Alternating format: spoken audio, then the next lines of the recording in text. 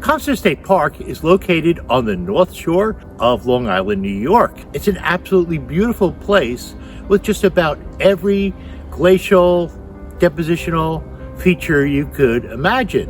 It is on the Harbor Hill moraine, which formed about 20,000 years ago during what we call the Wisconsin glaciation.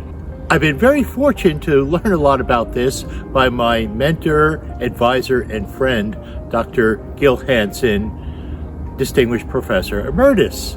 So this film is dedicated in his memory. So come along and let's take a look at these glacial features of Caumsett State Park.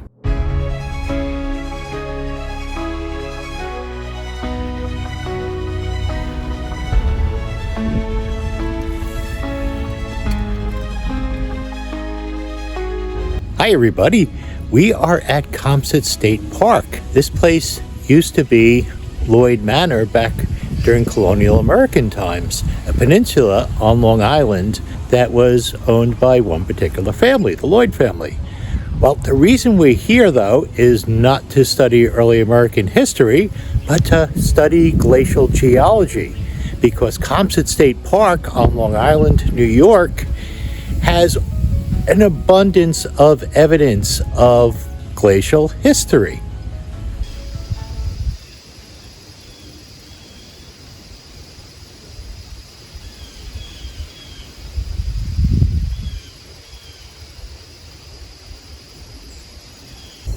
You may wonder why I've come to this beautiful park to talk about icy cold glaciers. Well, we're standing on Long Island, which itself was formed by at least two massive glacial events. And everything that I'm standing on, all the glacial till and loess, two different soil types that I'll be talking about a little later on, all were deposited as glaciers passed over this area. Without the glacial sediments, this would be part of the continental slope. It'd either be off the coast of what's now Connecticut or possibly on some other older sediments, depending on what time period you're talking about. Here we can see two massive piles of soil that the park employees have deposited to work on some project. As you can see, it's a mix. It's a mix of finer particles and clay and cobbles and larger boulders, all kind of jumbled together. And this wasn't mixed up by the park employees. This is the way that the soil is found in the ground here. We'll see much more of this later on. We're seeing the type of soil that glaciers leave behind. They pretty much scrape up everything in their path and push it forward, pushing it down to where we are now from northern parts of the continent.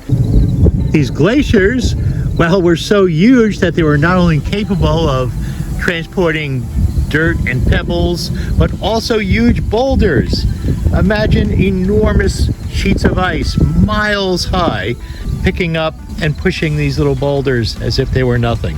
We'll see more evidence of this later on.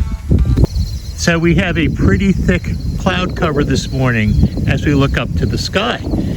And looking up to the sky, they're fairly low-level clouds. If we want to think about how large the glaciers were, they were actually going to be much higher than the clouds that we're seeing. Actually something on the order of 2 miles high. So a sheet of ice moving forward very, very slowly, extending up to 2 miles high in the location that we're at. As we walk forward over all these glacial materials, we're going to be heading towards the Long Island Sound. The Long Island Sound was actually carved out by the glaciers, bedrock from below, ripped up, pushed forward, along with all the other materials that the glacier was carrying. We're going to see that the terrain is not flat. The terrain actually goes up and down. And this is characteristic of the northern part of Long Island, where all the glacial till in Loess was deposited. The next thing that I wanted to show you was a really good example of a kettle hole beyond where the deer is. I think though, because of the trees and the woods, it's going to be really hard to see. So I'm going to come back in the winter when the leaves are gone and film the Kettle hole and tell you about that. So I had to come back in the winter because a lot of these features, a lot of these glacial features can't be seen with all this foliage. But now that the leaves are fallen, it's a lot easier to see the glacial features in the soils. And we have a couple of things going on right here. I'm going to call this hummocky terrain, some more of this terrain that just goes up and down because of the different amounts of material getting dropped by the glacier. Some more where we have higher lands, and some less where we have lower lands. We're going to see a rather extreme lower land in a few minutes. Again, in the winter, we can much more easily see these glacial features. I believe I'm walking on an esker.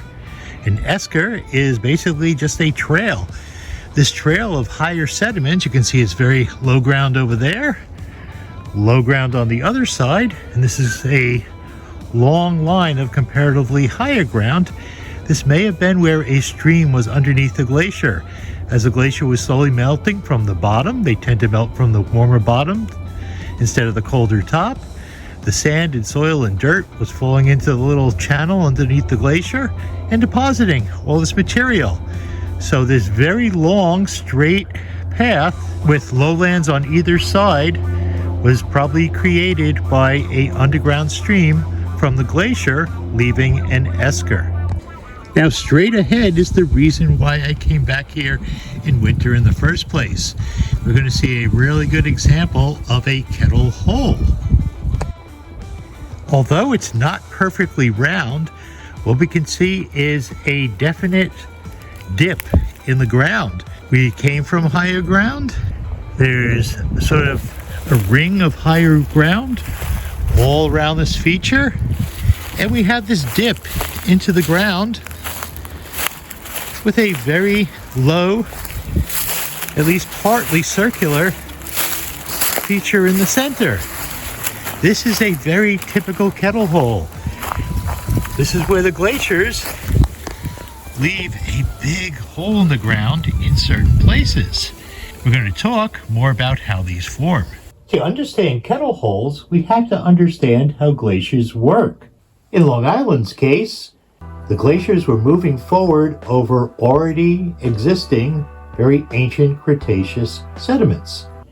When it gets colder, and we're not just talking about winter, when the climate in general gets colder, colder winters, colder summers, the frost line, or the net accumulation zone, ice that stays frozen all year long, advances.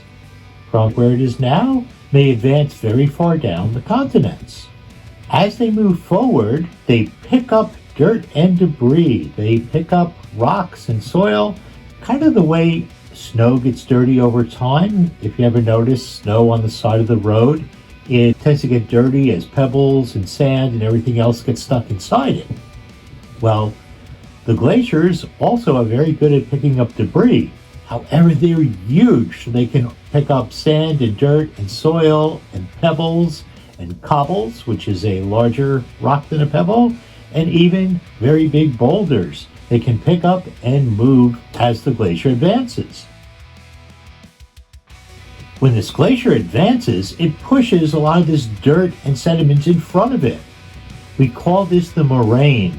The moraine is the dirt and soil and rocks that get pushed by the glacier forward. And they will mark off how far a glacier actually advances, because when they get to as far as they can before they start melting, before the climate changes and the ice retreats, they're going to dump that soil. When they're not frozen, they can't carry the soil anymore, so it just gets dumped at whatever point the glacier has gone furthest.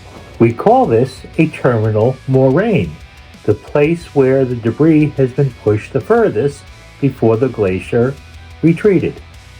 So we see moraines left over at the end of glaciers. Long Island has two visible moraines, one from about 50,000 years ago One from about 20,000 years ago that did not go as far as the one 50,000 years ago, so it didn't cover it up. So we can actually see both the 50,000-year-old Ronkonkoma moraine and the 20,000-year-old Harbor Hills moraine, both of which are end moraines of the Wisconsin Glacier, created Long Island. It also created Martha's Vineyard. It also created a few other features along the eastern coast. We call this furthest point that the glacier gets to the terminal moraine, the place where the glacier terminates. After seeing this giant glacial kettle hole, you gotta wonder, how do these things form? In the winter, there's lots of ice on the ground, but when it melts, it doesn't leave a big hole in the ground. So what's going on here? Well, it turns out that these kettle holes are only formed in a very special way. What happens is you have a glacier that moves forward. It advances, and as this glacier is advancing, it will continue to push forward any materials in front of it until it gets to the point where it reaches its end moraine. When it gets to the furthest point it can travel, eventually at some point it's going to start melting back. When the glacier retreats, it doesn't retreat uniformly. Some parts just melt faster than others. This causes big chunks to crack off. We call this calving. We get a large piece of ice fall off an iceberg, or in this case, break off a glacier. Well, this big chunk of ice that's left behind doesn't allow sediments to fill in. Basically, it's blocking the place where sediments can fall. So you'll have sediments around the kettle hole, but the kettle hole will just remain this void. When the ice is completely gone, if there's no more sedimentation after that, you end up with just this hole. What's the difference between a kettle hole and a kettle lake? Well, that is whether or not it is filled with water. Is this water left over from the Ice Age 10,000 years ago? No, water travels into the water table much more quickly than that. But part of the answer is in the water table itself. If the kettle hole is deep enough to reach the water table, then it is a kettle lake. If it's not deep enough to reach the water table, then it just remains a kettle hole. Long Island has a number of spectacular kettle holes and kettle lakes. One of the most well-known is Lake Ronkonkoma. The entire lake is a contact between Long Island's water table and a huge kettle hole where the glacier was during the Ronkonkoma sequence of the Wisconsin glaciation. You may have noticed the movement of an erratic boulder. We'll talk more about that later on. Over here on this tree, we see the old leaves of 3, let it be. We have poison ivy growing up this tree.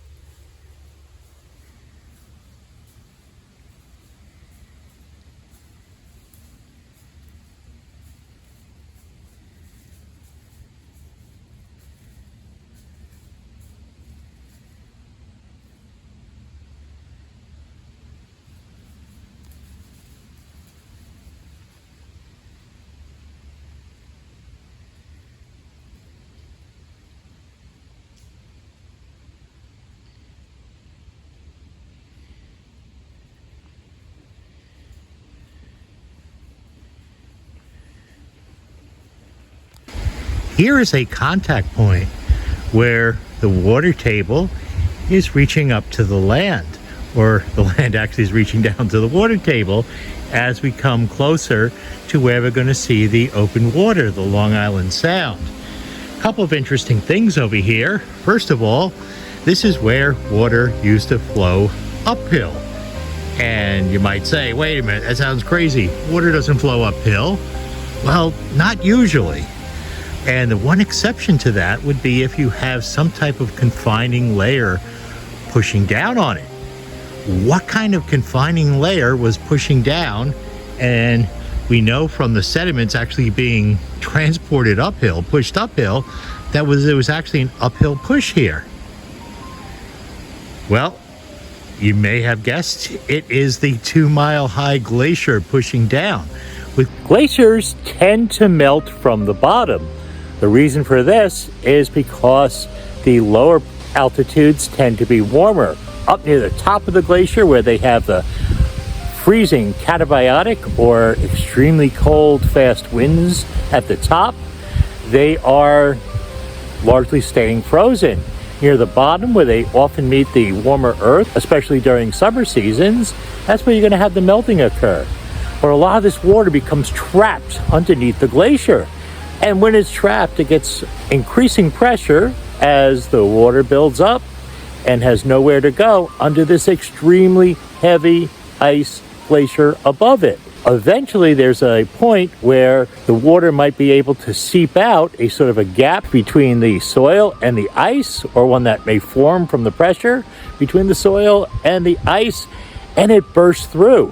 And when it bursts through, it's going to be actually forcing the water, in this case upward, to get out from underneath the glacier and above the soil. Here is a digital geologic map of Lloyd's Neck, the peninsula that Caumsett State Park is located on. I kind of think it's shaped like a T-Rex head. Here on the map is the tunnel valley that we were just looking at. Tunnel valleys formed by glaciers are called this because of their shape. They tend to have wide bottoms and steep rims, making a characteristic U-shape. So U-shaped valleys tend to be formed by glaciers. Tunnel valleys are often found by glaciers' terminus, the place near the furthest point that they reach. In the circle just beyond the end of the tunnel valley, we see material pushed up and spread out near the top. This gives us some idea of how much pressure was involved forcing water and materials up through this channel under an enormous glacier. And yes, the circle that I've added definitely makes Lloyd's Neck look like a T-Rex head. So we see this low point that was carved from a river being forced upwards from under the glacier. We see this on many places on Long Island. They're called glacial tunnel valleys. And here is another example of the tunnel valleys. Notice on both sides of the road we have much higher elevation, and we are traveling through a lower elevation, although it is going up. We are increasing in elevation. Both sides are much higher than this is. So this would have been the tunnel or the valley where the water was being pushed by the glaciers. Now there's one more tunnel valley that I want to show you, and this one is in the town of Port Jefferson. Here we see a map of Port Jefferson's tunnel valley and the outwash plain where the material was pushed up to. Port Jefferson has a very large tunnel valley that was carved out at the same time that the Harbor Hills moraine was being formed. And if you think about this, one thing that I like to think about when I go up this hill is that, well, 13, 14, maybe 15,000 years ago, this would be the path that mammals traveled. So when animals travel, they tend to like to climb up and down over mountains, or they're going to take the shortest, lowest, easiest point.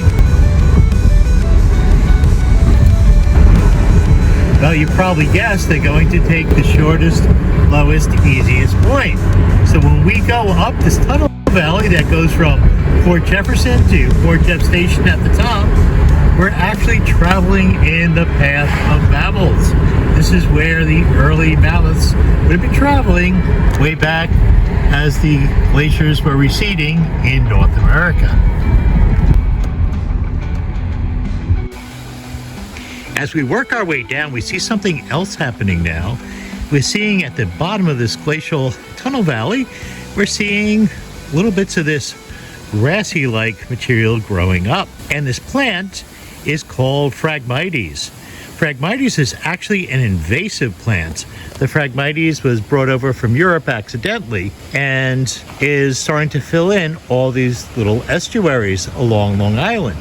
Now, years ago, I had heard stories of colonists starving in some of these areas during difficult seasons, and I didn't understand why they didn't eat the Phragmites roots, which I'm told are a lot like potatoes. Well, it turns out they weren't here. They're an invasive species that was accidentally brought over, and now they're unfortunately starting to replace the cattails, or the native North American variety of this plant that was here. So the animals, the birds that depended on the cattail seeds are not doing as well because the Phragmites offers a lot less. But we're seeing here that in this estuary, it is nearly completely full of these Phragmites, which are trapping soil and other nutrients and eventually going to probably fill in this little estuary over here.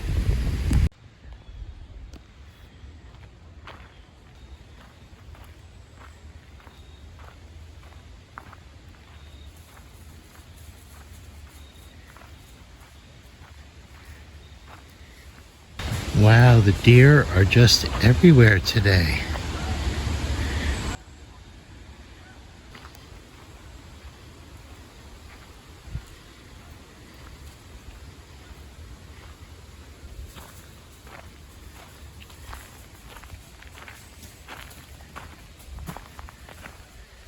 Now, as we look into the woods, we can see these hills rising up very high and then dropping back down again sharply. These are examples of hummocky terrain. Basically giant piles of soil that were dumped as the glaciers defrosted, as the glaciers melted. All the soil that they were carrying, more concentrated in places, was basically just dropped in place. Here we see the protected estuary. We see a spit jutting out into the water. And on the other side, we see the rough waters of the Long Island Sound.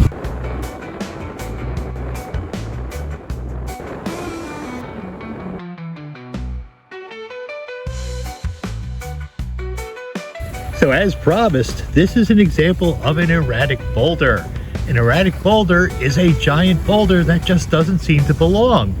There is no other rock like this nearby. The rocks around us are all fine sand and cobbles and other boulders of all different types. They don't really match this. It isn't clear what outcrop this rock came from. That's because erratic boulders are transported.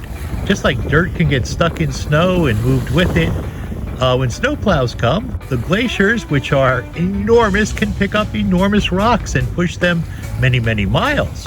We think a lot of these large boulders came from what's now the Long Island Sound. The glacier was scraping and grinding up the bedrock and plucking large pieces, like this erratic boulder, and moving it forward until it eventually reaches the moraine.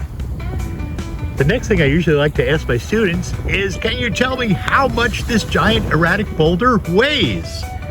And it's actually not as hard as you would think. Sure, it's a giant boulder, but we do know that continental rock weighs about 2.7 grams per cubic centimeter. So for the average continental rock, which this probably is, 2.7 grams per cubic centimeter, all we need to know then is the dimensions of the rock for a good estimate. So we can measure in meters and centimeters how long, how wide, and how deep this rock is. So once we measure this out, length times width times height in centimeters times 2.7 grams per cubic centimeter. So we can approximate how much this weighs. I'm not going to tell you because this is for my students to do. We can even estimate how far these boulders have traveled by how rounded they are. The more they travel and grind and scrape against other materials, the more round they are. This one, which appears very square-like, probably did not travel very far. It's probably from somewhere beneath the Long Island Sound.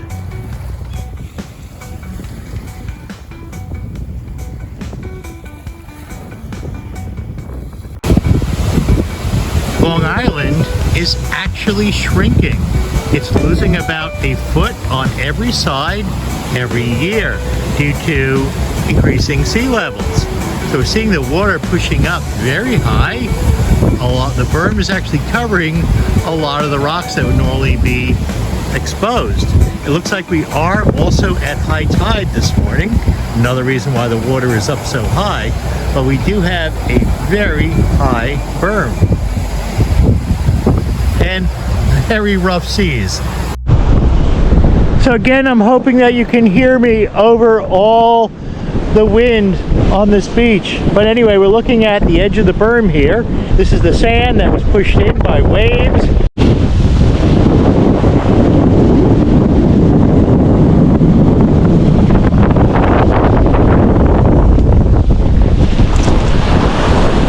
So let's talk about the rocks that are on the beach. The rocks are all very rounded. They've been pushed up and down by the waves, battered by the waves for hundreds or thousands or millions of years, possibly billions of years in some of the tougher rocks. Rocks like quartz are very strong. They tend to be a very hard rock that doesn't break down very easily. They do get rounded, but they tend to stay around a very long time. There's also a lot of diabase, the grayish rock, on the beach as well, which also tends to be very durable. The rocks that are less durable, the sedimentary rocks and some feldspars, are going to be weaker, and they will tend to turn to clay and get pulled out to sea. So on the beach we're seeing mainly the quartz and other very strong rocks being left behind, which is why we tend to have sandy or pebbly beaches. But what I wanted to show you was this horseshoe crab on the beach. Now I really like Limulus, the horseshoe crab, because it is a living fossil. They're virtually unchanged from earlier varieties that date back 350 to 400 million years. And their anatomy is in many ways very similar to trilobites, a totally extinct phyla of arthropods. Now you don't have to feel too sorry about this horseshoe crab shell on the beach here, because we can see a split line along the top.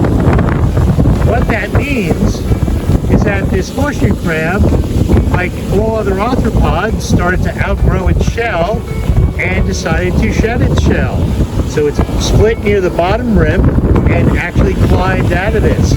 So we're seeing a discarded shell, not a dead horseshoe crab.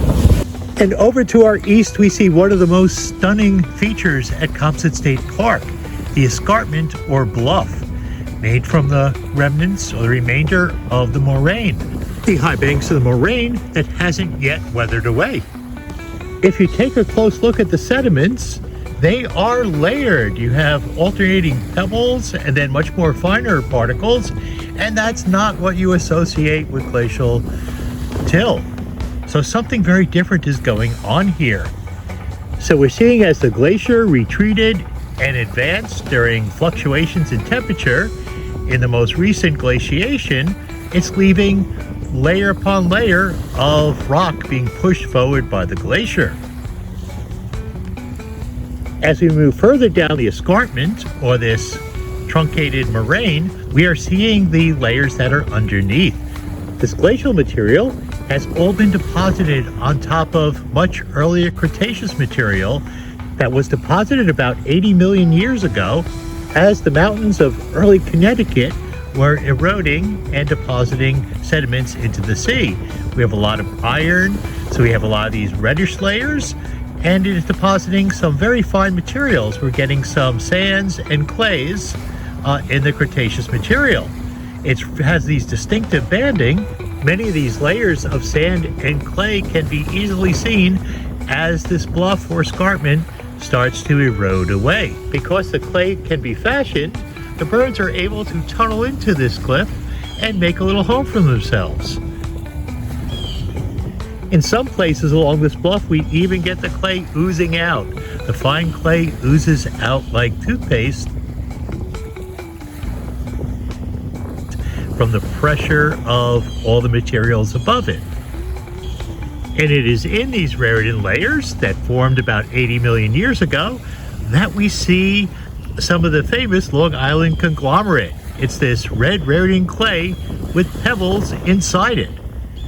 So which came first? The rounded pebbles or the clay that's trapping them? Well, of course, it's going to be the pebbles came first. The pebbles were probably on the Connecticut beach getting rounded. Then the clay weathered into the water and hardened in some places, trapping all the little pebbles. So this conglomerate is made from pebbles that are much older, not sure how old they are, trapped in Raritan clay about 80 million years ago. The Raritan Formation and its clay layers actually outcrop on the North Shore. We can very often find fossils trapped in this 80 million year old rock, although at this location you cannot collect them. It's a state park, but there are many other places where it washes up along beaches on the North Shore of Long Island where collecting may be allowed.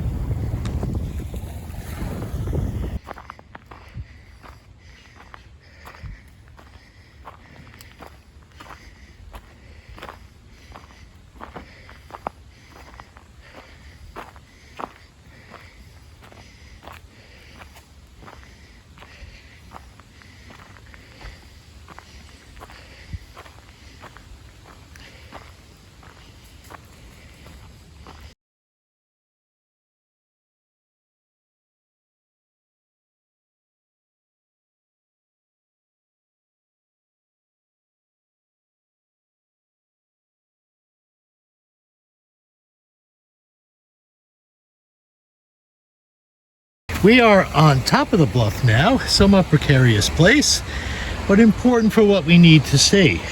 Looking down, we can see chains of these boulders going off into the sound. These boulders are what's left of where the bluff used to be. As you can see from this trail that's eroded away, that the bluff is quickly eroding. We're losing about a foot every year. The sand and the soil, the clays, they all get swept away.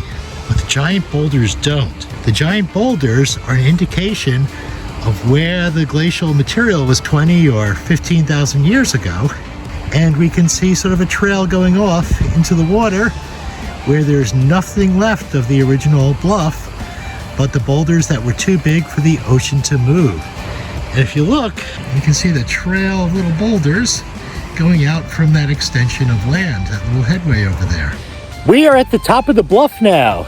And behind me, we can see the Long Island Sound, and across it, Connecticut. There's a really amazing story about how Connecticut almost got torn in half about 250 million years ago, as evidenced inside the shape of Connecticut itself. So here is a better and safer view of Connecticut and the rocks that are eroding out of Long Island. And there's something I'd like you to actually notice. Here we can see a tree that's just about ready to take the plunge over the edge. So definitely not going to lean on this tree. But anyway, what we're seeing over here is Connecticut. And you may notice something kind of interesting about the state of Connecticut looking at it from this angle. We can see near the power plant, I hope you can see that, is kind of a lowland. There's highland, there's kind of a valley, and then there's more highland on the other side. Luckily, we're on a beautiful day today, so we can see this fairly well. This was formed when Connecticut almost became a part of the African coast. We have what's called a failed rift system. Basically, when Pangea started to pull apart, Connecticut almost came apart over here. It almost pulled away. And if it had continued, the eastern part of Connecticut would actually be the western part of Africa. One of the things that tells us that Connecticut is a failed rift system is the diabase that washes up on the north shore of Long Island. Diabase is an igneous rock with very fine crystals, indicating that it cooled very quickly. We believe that these are channels of magma that came up as Connecticut was starting to rift apart, and possibly may have helped the Connecticut rift stick together like glue rather than getting torn off and taken away with Africa as Pangea separated. but that's not what happened. The rift failed, it broke at a different place, and all of what we consider Connecticut now is part of North America, with a huge Atlantic Ocean which had formed in between. There's something else we might notice over here, and that the soil is very different from the glacial till. We saw a lot of glacial materials with a mixture of large and small pebbles and clay and dust and cobbles and boulders all mixed together. Up here on top though, it's all a very fine silty soil. Why is this? Well, it turns out Long Island is not all glacial till. There's actually something else that makes up Long Island called Loess. Loess. It is a fine material created from all the sand and soil and dirt that blew around on the top of the glaciers. Remember, these glaciers were 2 miles high and very, very cold at the top. Coldest at the top, somewhere between -40 and -60 degrees Celsius. So very, very cold. And the little bits of soil and grains up at the top that had been pulled down from other areas by the glaciers blew around and whipped around at very high speeds. We call these catabiotic winds. The catabiotic winds grinded this stuff up into a very fine powder as the sand and dirt and soils were smashed into each other on top of the glaciers. So these catabiotic winds ground up the soil to a fine powder, giving us this very soft, loose material as opposed to the glacial till. Speaking of those strong, cold, catabiotic winds that blow on top of glaciers, there's something else I'd like to show you. This is called a ventifact. A ventifact is a rock that managed to get caught on top of one of these glaciers. How can we tell this? Well, it's very round and the surface is very smooth to the touch, even though it's quartz.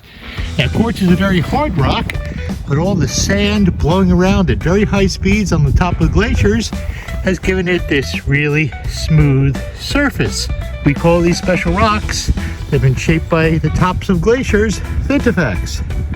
So this covers just about every glacial depositional feature that I can think of, except of course drumlins. So let's just talk a little bit about what they are. I didn't see one, but a drumlin is a long, narrow, almost tear-shaped mound of soil that goes from north to south, at least in the northern hemisphere, where the glaciers were advancing to the south. You usually get most of the material on the north side as it pushed the soil forward to the point where it ran out. So it's sort of a long, narrow, almost tear-shaped mound of soil that starts thickest in the north and tapers to the south.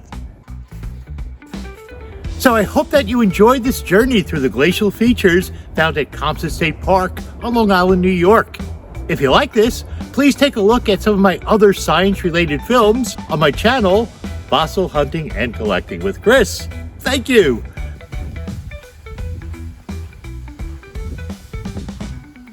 Very surprised it's letting me get this close.